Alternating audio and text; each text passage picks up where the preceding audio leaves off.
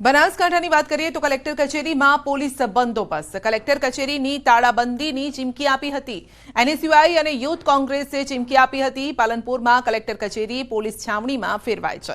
કાયદો અને વ્યવસ્થા જળવાઈ, ચુસ્ત બંદોબસ્ત પણ રાખવામાં આવ્યો છે અને મેટ્રિક શિષ્યવૃત્તિ યોજનામાં નવી કેન્દ્ર સરકારની માર્ગદર્શિકાના અમલ કરાવવાની માંગ થઈ રહી છે. તો અનુસૂચિત જનજાતિના વિદ્યાર્થીઓને મળે છે મેટ્રિક શિષ્યવૃત્તિ.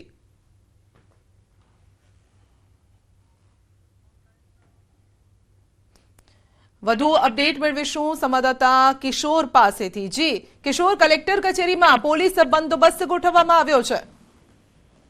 ચોક્કસથી સંધ્યા આપને જણાવ્યું કે પાલનપુર એનએસયુઆઈ અને યુથ કોંગ્રેસ દ્વારા આજે કલેક્ટર કચેરીને તાળાબંધીની ચીમકી આપવામાં આવી છે. તેને લઈને પાલનપુર સ્થિત જિલ્લા કલેક્ટર કચેરીને અત્યારે તો પોલીસ છાવણીમાં ફેરવવામાં આવી છે.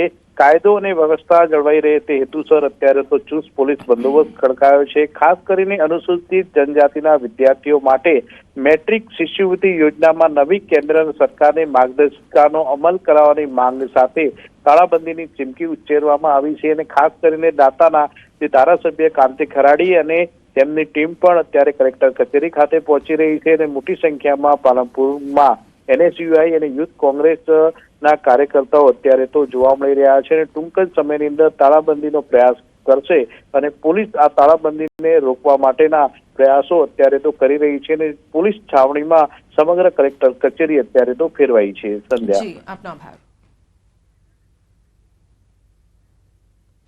ધારાસભ્ય ચૈતર વસાવાની પોલીસે કરી છે અટકાયત. અગાઉના રાજપારડી અને અંકલેશ્વર પોલીસ મથકે થયેલી એફઆઈઆરમાં હાજર થવા જતા ચૈતર વસાવાની નવાગામની દેડી પોલીસે રસ્તામાં રોકીને અટકાયત કરી છે. રાજપારડી અંકલેશ્વર પોલીસ સ્ટેશને હાજર થવા જઈ રહેલા ધારાસભ્ય ચૈતર વસાવાને હાલ પોલીસે નવાગામના દેડીથી અટકાયત કરી છે. ત્યારે આ મુદ્દે ચૈતર વસાવાએ પોલીસ પર ગંભીર આક્ષેપ પણ કર્યા છે કે અમારો અવાજ દબાવવા અને અમને માથાભારે સાબિત કરવા માટે અમારી સાથે આવું કરાઈ રહ્યું છે. ધારાસભ્ય વસાવાએ કહ્યું છે કે પોલીસ કાયદો વ્યવસ્થા જાળવવાના બદલે એજન્ટ બનીને કામ કરી રહી છે.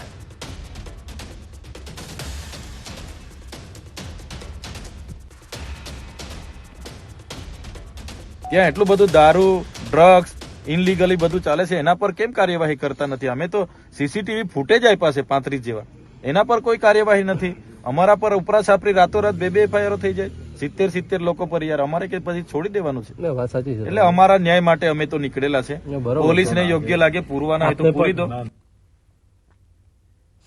સુરતમાં ધારાસભ્ય અરવિંદ રાણાએ મેયરને લખેલા પત્રનો મેયર દક્ષેશ માવાણીએ આપ્યો છે જવાબ.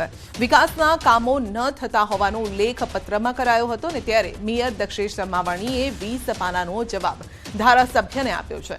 મેયર દક્ષેશ માવાણીએ જવાબ આપતા કહ્યું છે કે 300 કરોડથી વધુના વિકાસ કામો કર્યા છે. મહત્વનું છે કે અરવિંદ રાણાએ મેયરને પત્ર લખી અને કહ્યું હતું કે સુવિધાના અભાવે અને ખોદકામથી સેન્ટ્રલ ઝોનમાં લોકો હિજરત કરી રહ્યા છે.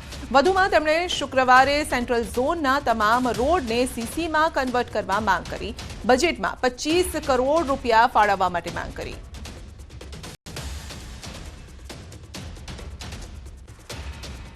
વડોદરામાં ચંદન ચોર ટોળકીનો આતંક યથાવત છે. ચંદન ચોરોને નાથવામાં પોલીસ નિષ્ફળ રહી છે. તો સરદાર બાગમાં 2 ચંદનના વૃક્ષની ચોરી. ચંદન ચોર ટોળકી વૃક્ષનું થળિયું લઈને ફરાર. એક થળિયું સ્થળ પર જ પડી રહ્યું. તો ચંદન ચોર ટોળકીમાં 7 સભ્યો સામેલ હોવાની શંકા છે. અગાઉ MS યુનિવર્સિટીમાં પણ ચંદનની ચોરી થઈ હતી. કોર્પોરેશને કરોડોના ખર્ચે સિક્યુરિટીનો આપ્યો છે કોન્ટ્રાક્ટ અને છતાં પણ ચંદન ચોર ટોળકીને તે રોકી નથી શક્યા. ત્યારે સવાલ ઊભા થઈ રહ્યા છે. શું અહીંયા મિલીભગત છે?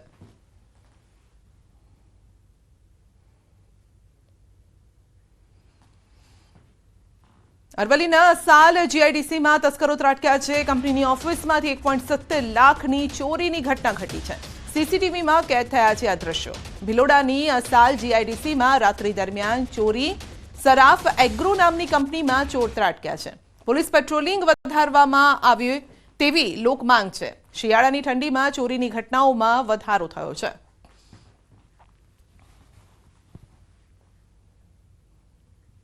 સુરતના અલગ અલગ વિસ્તારમાંથી ચોરી થયેલા વાહનોનો ભેદ ઉકેલાયો છે. ક્રાઇમ બ્રાન્ચે ભેજાબાજ બાઇક ચોરને ઝડપી લીધો છે અને આરોપી દીપક શિરસાઠની અડાજણ વિસ્તારમાંથી ધરપકડ કરાઈ છે. પોલીસે આરોપી પાસેથી ચોરીના 15 મોટરસાયકલ સહિત 4.65 લાખનો મુદ્દામાલ જપ્ત કર્યો. આરોપીએ દક્ષિણ ગુજરાતના અલગ અલગ વિસ્તારોમાંથી ચોરી કરી વાહન ચોરી માટે ડુપ્લિકેટ ચાવીઓ બનાવી હતી અને આ ચોર માત્ર હીરો હોન્ડા કંપનીની મોટરસાયકલની ચોરી કરતો અને ચોરીના વાહનોને અલગ અલગ સ્થળે છુપાવી દેતો. બાદમાં મહારાષ્ટ્રમાં વેચી દેતો હોવાનું પણ સામે આવ્યું છે. આરોપી અગાઉ પણ 25 જેટલા વાહન ચોરીના ગુનામાં ઝડપાઈ ચૂક્યો છે. પોલીસે પૂછપરછમાં આરોપીએ 16 જેટલા વાહન ચોરીના ગુનાની કબૂલાત કરી છે. પોલીસે આરોપી પાસેથી ચોરી કરેલી 15 બાઇક સહિત 4.65 લાખનો મુદ્દામાલ જપ્ત કર્યો છે. પૂછપરછમાં હજુ પણ વધુ ગુનાઓનો ભેદ ઉકેલાઈ શકે છે. ખાસ આનો ટાર્ગેટ વિસ્તાર જોઈએ તો અઠવા પોલીસ, અઠવા, સિંગણપોર, ઉમરા, ચોક બજાર, પૂણા, આ ઉપરાંત વલસાડ જિલ્લો, સુરત ગ્રામ્ય જિલ્લો, તાપી જિલ્લો, સુરત રેલવે પોલીસની હદમાં વગેરે જગ્યાએથી એને ચોરી કરેલી છે. વાહન ચોરી પોતે ચોરીથી જ પોતાનું જીવન ગુજારે છે અને જે પોતાની લાઈફસ્ટાઈલ છે એના આધારે ચોરીના વાહનોને ઘર ચલાવવાના 2 બાળકો છે. કોઈ કામ ધંધો કરતો નથી, ચોરી એક જ એનું કામ. પીએમ નરેન્દ્ર મોદી આજે રાજસ્થાનના પ્રવાસે રાજસ્થાન સરકારના 1 વર્ષ પૂર્ણ થવા પર જયપુરમાં યોજાયેલા કાર્યક્રમમાં આપી હાજરી. પીએમ મોદીની ઝલક જોવા સભામાં ઉમટ્યા લોકો. 46,300 કરોડ રૂપિયાના ઉર્જા, રોડ, રેલવે અને પાણી પુરવઠા સંબંધિત 24 પ્રોજેક્ટની રાજસ્થાનને ભેટ. ઊંઝા એપીએમસીના ખેડૂત વિભાગની તમામ બેઠકોનું પરિણામ જાહેર. ઊંઝા એપીએમસી પૂર્વ ચેરમેન દિનેશ પટેલ જૂથનો દબદબો. ખેડૂત વિભાગની તમામ 10 બેઠકો પર દિનેશ પટેલ જૂથની જીત. 5 ભાજપ મેન્ડેટવાળા અને 5 અપક્ષવાળા ઉમેદવારોની જીત. પોલીસ સ્ટેશને હાજર થવા જતા ચૈતર વસાવાની અટકાયત. રાજપારડી અને અંકલેશ્વરમાં નોંધાયેલી ફરિયાદને લઈ હાજર થવા જઈ રહ્યા હતા ચૈતર વસાવા. પોલીસ કાયદો વ્યવસ્થા જાળવવાને બદલે એજન્ટ બનીને કામ કરી રહી હોવાનો ચૈતર વસાવાએ કર્યો આક્ષેપ. રાજકોટમાં ભાજપ બક્ષીપંચ મોરચાના મંત્રીએ જન્મના દાખલા સાથે ચેડા કર્યા. 50 વર્ષના વિપુલ માખેલાએ વોર્ડ પ્રમુખ બનવા 44 વર્ષ ઉંમર બતાવી. આધાર કાર્ડ જન્મના દાખલામાં જન્મ તારીખ બદલી. રાજકોટમાં કોંગ્રેસના કોર્પોરેટર વશરામ સાગઠિયાને આવ્યો હાર્ટ એટેક. હૃદયની નળીઓ બ્લોક હોવાથી વેસ્ટ એન્ડ બેસાડાયા. હાલ વશરામ સાગઠિયાની તબિયત સ્થિર. જૂનાગઢમાં સસ્તા ભાવે મકાનની સ્કીમ આપી બિલ્ડરે કરી છેતરપિંડી. 20થી વધુ લોકો પાસેથી 2.43 કરોડની રકમ લઈ બંને ભાગીદાર ફરાર. પોલીસે અલગ અલગ ટીમ બનાવી આરોપીઓને પકડવા ચક્રો ગતિમાન કર્યા. અમદાવાદના ભુવાલડીમાં થયેલા હુમલા બાદ પોલીસ એક્શનમાં. જમીન કબજો લેવા બાબતે અસામાજિક તત્વોએ ધોકા તલવારો લઈને ગાડીઓમાં કરી હતી તોડફોડ. કાયદો અને વ્યવસ્થા જાળવી રાખવા પોલીસ સતર્ક. ટ્રાફિક નિયમ ભંગમાં ગુજરાતીઓ પહેલા નંબરે. 1 વર્ષમાં અમદાવાદીઓને 100 કરોડ તો રાજકોટવાસીઓને 70 કરોડનો દંડ. ટ્રાફિક નિયમ ભંગ કરવામાં સુરત 3જા નંબરે અને વડોદરા 4થા નંબરે. બનાસકાંઠાના પાલનપુરમાં પોસ્ટ ઓફિસમાં લાગી લાઇન. કાતિલ ઠંડીમાં આધાર કાર્ડ માટે સવારથી લાઇનમાં ઉભા રહી લોકો થઈ રહ્યા છે પરેશાન. આધાર કાર્ડની બીજી કીટ મૂકવામાં આવે તેવી લોકોની માંગ. અમદાવાદના ખ્યાતિકાંડમાં વધુ એક ગુનો દાખલ. સરકારી અધિકારીઓની સંડોવણી પણ સામે આવી. પીએમજેવાય સાથે સંકળાયેલા અધિકારીઓ સામે તવાઈ. 6 લોકોની અટકાયત કરાઈ. ક્રાઇમ બ્રાન્ચે ગુનો દાખલ કરી કાર્યવાહી શરૂ કરી. ખ્યાતિકાંડમાં સરકારી અધિકારીઓની સંડોવણી અંગે ખુલાસો. પીએમજેવાયમાં પાત્રતા નથી ધરાવતા એ લોકોના કાર્ડ બનાવવામાં આવતા. કોઈ દસ્તાવેજ વગર પૈસા આપી કાર્ડ તૈયાર કરાવવાની ચાલતી હતી સ્કીમ.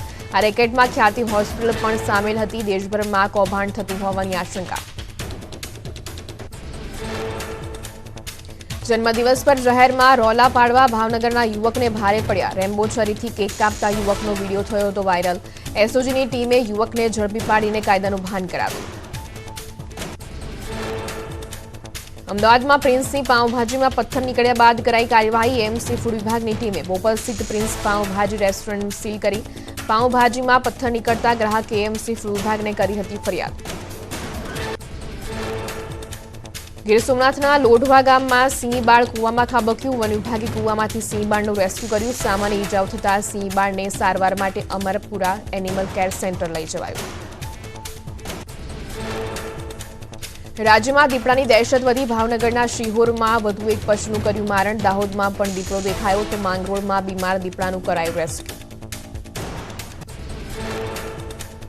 અમેરિકામાં વધુ એકવાર અંધાધૂંધ ફાયરિંગમાં લોકોના મોત વિનોદ સ્કિન્સની ખાનગી સ્કૂલમાં ગોળીબાર થતા 5 લોકોના મોત અનેક લોકો ઘાયલ થયા હુમલો કરનાર કિશોર સ્કૂલનો જ વિદ્યાર્થી હોવાનું સામે આવ્યું હુમલો કરનાર વિદ્યાર્થીએ પણ જીવ ગુમાવ્યો જ્યોર્જિયાના એક રેસ્ટોરન્ટમાં 11 ભારતીય સહિત 12 લોકોના મોત રેસ્ટોરન્ટના બીજા માળે એક રૂમમાં સૂતા હતા ત્યારે કાર્બન મોનોક્સાઇડના કારણે ગુંગળામણથી મોત પોલીસે હાથ ધરી તપાસ સરકારી કર્મચારીઓ માટે ખુશીના સમાચાર છઠ્ઠા પગાર પંચ હેઠળ કામ કરતા કર્મચારીઓના મોંઘવારી ભથ્થામાં 7% વધારો 5 મહિનાના એરિયર્સ સાથે જાન્યુઆરી મહિનામાં ચૂકવવામાં આવશે સુરતમાં એમએલએ અરવિંદ રાણાએ લખેલા પત્રનો મેયરે આપ્યો 20 પાનાનો જવાબ 300 કરોડથી વધુના વિકાસ કામો કર્યાનું મેયરનું કહેવું સેન્ટ્રલ ઝોનમાં સુવિધાના અભાવ અંગે એમએલએ લખ્યો હતો પત્ર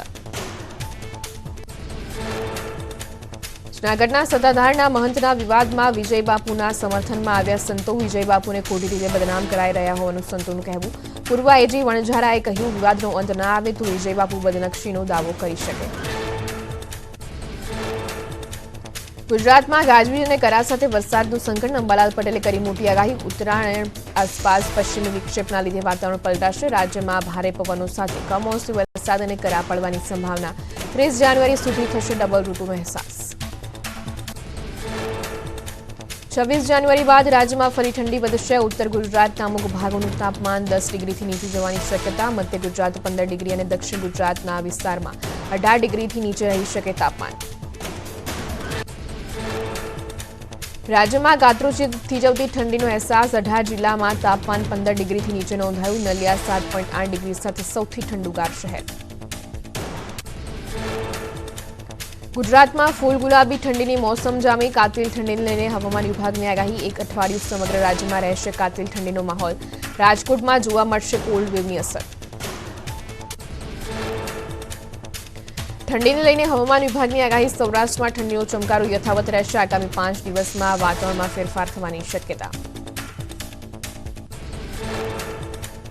સતત છઠ્ઠા દિવસે ગુજરાતમાં કડકડતી ઠંડીનો પ્રકોપ રહ્યો નલિયામાં 6.5 ડિગ્રી તાપમાન નોંધાયું અંબાજી મંદિર ખાતે 8.9 ખંભાતમાં 9.5 રાજકોટમાં 10.8 ડિગ્રી તાપમાન અમદાવાદમાં 11.8 અને ડીસામાં 11 ડિગ્રી તાપમાન નોંધાયું કડકડતી ઠંડીમાં રાજકોટવાસીઓ ઠૂંઠવાયા 10 વર્ષમાં પ્રથમ વખત રાજકોટવાસીઓએ શીતલહેર અનુભવી સિઝનની સૌથી વધુ ઠંડી નલિયા બાદ રાજકોટમાં નોંધાઈ